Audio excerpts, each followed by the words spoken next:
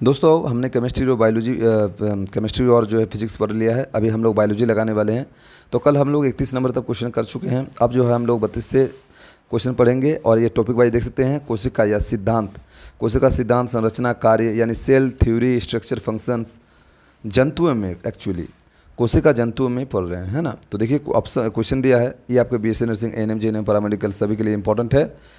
आप तैयारी कर रहे हैं तो अच्छी बात है। ये क्वेश्चन लगा लेंगे तो आपको बहुत ज़्यादा हेल्प मिलेगा। निम्नलिखित में से अर्धसूत्रण के लिए कौन सा कथन सत्य नहीं है। अर्धसूत्र बोले तो माइटोसिस, है ना, समझ सकते हैं आप। एक होता है समसूत्री, एक होता है अर्धसूत्री, है ना। तो एक मियोसिस, एक माइटोसिस, ये दोनों होता है। तो देखिए यहाँ पर ऑप्शन दिया हुआ है कौन सा सत्य नहीं है। तो अर्धसूत्रण 2 चरणों में होता है। अर्धसूत्रण के लिए फल परिणाम स्वरूप परिणामों कोशों में गुणसूत्रों की संख्या 2 गुणित हो जाती है। ऑप्शन सी, अर्धसूत्रण के दौरान जनक कोशों में जीन परिणामी कोशों में मिश्रित हो जाते हैं। ऑप्शन डी, जनन ग्रंथि में अर्धसूत्री युग्मक के उत्पादन के लिए होता है। तो दोस्तों ऑप्शन जो है इसका गलत है, बी, अर्धसूत्रण के परिणाम स्वरूप परिणाम कोशों में जो है गुणसूत्रों की संख्या बोल रहा है आधी रह जाता है, 2 गुनी हो जाती है, 2 गुनी नहीं होती दोस्तों, ठीक है। गुणसूत्रों का बात जो है 2 गुनी नहीं होती है। तो ऑप्शन इसका बी सही हो जाएगा। नेक्स्ट क्वेश्चन, किस कोशिकांग को कोशिकांग का मास्टर कहा जाता है।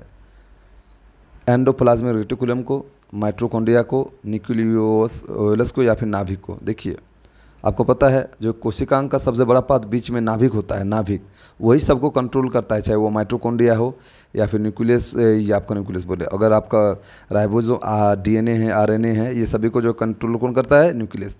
तो नाभिक ऑप्शन डी इसका सही आंसर हो जाएगा। किस कोशिकांग में मौजूद सबसे बड़ा कोशिकांग है। तो यहाँ पे क्वेश्चन तो वही घुमा दिया है, ऑप्शन बी हो जाएगा नाभिक, है ना।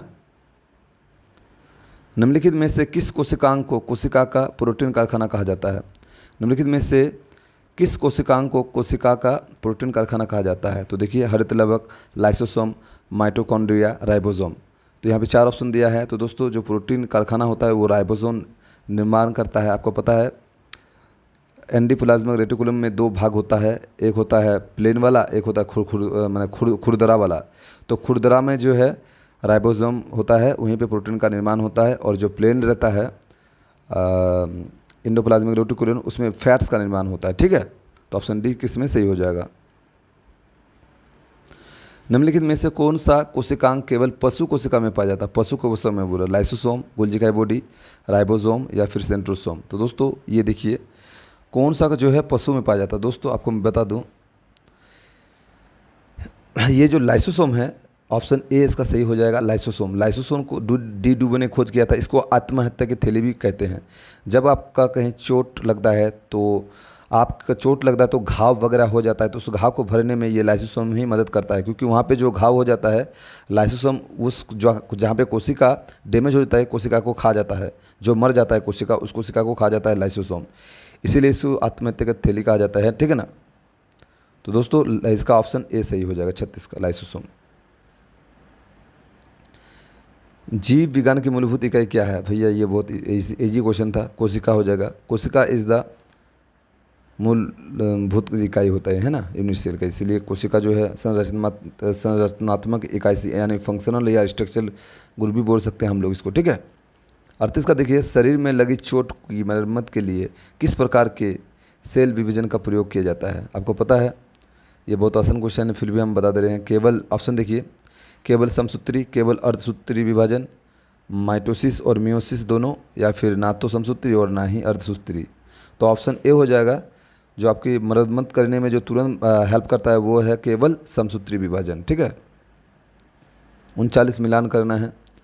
कोशिका भित्ति और एटीपी। देखिए दोस्तों यहाँ पे ऑप्शन देखिए, कहीं पे भी सी डी नहीं दिया है, तो ये तो कहीं होगा ही नहीं, है ना, क्योंकि इधर ऊपर नहीं मिला सकते हम लोग, ठीक है। और एटीपी जो होता है दोस्तों, कोशिका भित्ति, सबसे पहले आपको बता दूं मैं, कोशिका भित्ति दोनों में पाया जाता है, चाहे वो जानवर हो या पौधे हो, है ना। तो यहाँ पे एक का भी ए होगा और एक का बी भी होगा, लेकिन 2 का यहाँ समझ नहीं पा रहे हैं, इसलिए यहाँ पे आंसर जो है गलत है, क्योंकि यहाँ पे ऑप्शन जो है गलत, ये बोर्ड ने भी गलत किया था आंसर, इसीलिए यह आंसर गलत है। इसका नंबर सबको दिया गया था, ठीक है। एक पशु के शरीर की सबसे बड़ी कोशिका इनमें से कौन सा है?